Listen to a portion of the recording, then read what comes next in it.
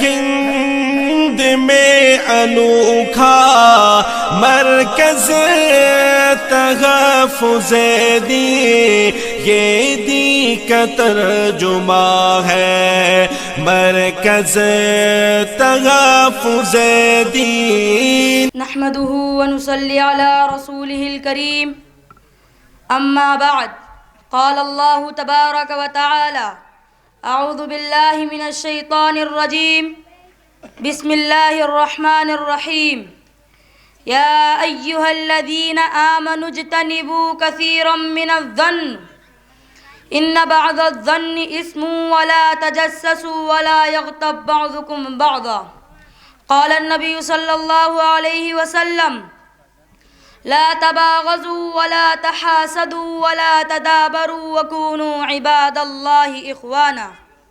صدر ذی وقار، حکم صاحبان اور حاضرین جلسہ، السلام علیکم ورحمۃ اللہ وبرکاتہ۔ آج کی اس مسابقاتی بزم میں میری تقریر کا عنوان ہے انسانیت کا پیغام سیرت نبوی کی روشنی میں۔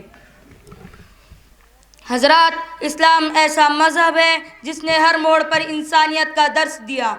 جس طرح گلاب کی پنکھڑیوں میں خوشبو بسی ہے، ٹھیک اسی طرح اسلام سے انسانیت وابستہ ہے۔ جس طرح سورج سے ظلمت و تاریکی، چمکتے دن سے اندھیرا دور ہے، ٹھیک اسی طرح اسلام سے انسانیت کشی دور ہے۔ حضرات، اسلام نے اپنے دونوں ماخذ قرآن اور حدیث میں انسانیت کا پورا لحاظ رکھا، حتیٰ کہ کسی کے لیے تمسخرانہ کلمات جن سے اذیت، لڑائی جھگڑے کی بنیادیں قائم ہو، نزاع و جدال کے جراثیم جنم لے، امن عامہ مختل اور تباہ ہو، ان کو کسی بھی حالت نے برداشت نہیں کیا۔ اللہ رب العزت کا ارشاد ہے: یا ایھا الذین آمنوا اجتنبوا کثیرا من الظن ان بعض الظن اثم ولا تجسسوا ولا یغتب بعضکم بعضا۔ دوسری جگہ فرمایا: ولا تنابزوا بالالقاب بئس الاسم الفسوق بعد الایمان ومن لم یتب فاولئک هم الظالمون۔ اسی طرح فرمایا: وقولوا للناس حسنا، لوگوں سے اچھی بات کہنا، اچھائی سے پیش آنا انسانیت کا فرض ہے، جس میں کسی دین و مذہب کی تخصیص نہیں۔ دین و مذہب اور نسل و قومیت کا اختلاف اس منصفانہ برتاؤ سے باز نہ رکھے۔ اس لیے ارشاد ہوا: ولا یجرمنکم شنآن قوم علی الا تعدلوا اعدلوا هو اقرب للتقوی۔ ہر قسم کا برا سلوک اور غیر ترحمانہ برتاؤ جو ایک انسان دوسرے انسان سے کرتا ہے اور ایک قوم دوسرے قوم سے کرتی ہے، اس کا اصل سبب یہی ہوتا ہے کہ عدل سے کام نہیں لیا جاتا۔ یہ آیت پاک انسان کے اسی مادہ فاسد کے سرچشمے کو بند کرتی ہے۔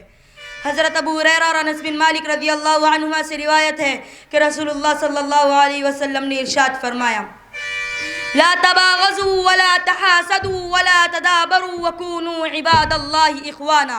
اسی طرح فرمایا: من لا يرحم لا يرحم۔ مزید فرمایا: ارحموا من فی الارض یرحمکم من فی السماء۔ ایک اور مقام پر فرمایا: احب للناس ما تحب لنفسک کلکم من آدم وآدم خلق من تراب۔ ان احادیث میں انسانی برادری کا وہ نقشہ کھینچا گیا ہے جس پر اگر سچائی سے عمل کیا جائے تو شر و فساد سے بھری دنیا دفعتاً جنت بن جائے۔ ہمدردان ملت آقا نامدار محمد مصطفیٰ صلی اللہ علیہ وسلم نے عادت میں، عبادت میں، معاشرت میں، معیشت میں، خلوت میں، جلوت میں، انفرادیت میں، اجتماعیت میں، الغرض ہر دائرے میں انسانیت اور انسانی حقوق کا خوشنما منظر پیش کیا تاکہ عالم انسانیت انسانی حیثیت سے باامن ثابت ہو۔ ملت اسلامیہ کے فرزندوں، آج انسانیت سرے سے مفقود ہے۔ ایک انسان دوسرے انسان کو اپنا دشمن سمجھتا ہے، ہر ایک دوسرے کو اس نظر سے دیکھتا ہے کہ ایک دوسرے کا شکار ہے۔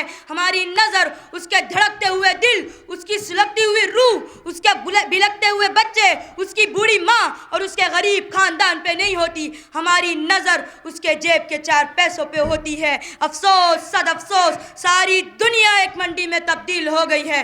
کسی کے دل میں کوئی بلند جذبہ، بلند تخیل، انسانیت کا احترام باقی نہیں رہا۔ آج ضرورت ہے کہ ہم اس جذبے کو دوبارہ پیدا کریں اور لوگوں کو بتائیں کہ زندگی محض کھانے پینے موج مستی کا نام نہیں، بلکہ نام ہے بلند جذبے کا، بلند تخیل کا، انسانیت کے احترام اور خدا کے لحاظ کا۔ وآخر دعوانا الحمدللہ رب العالمین۔ ہے ہند میں انوکھا مرکز تحفظ دین، یہ دین کا ترجمہ ہے، مرکز تحفظ دین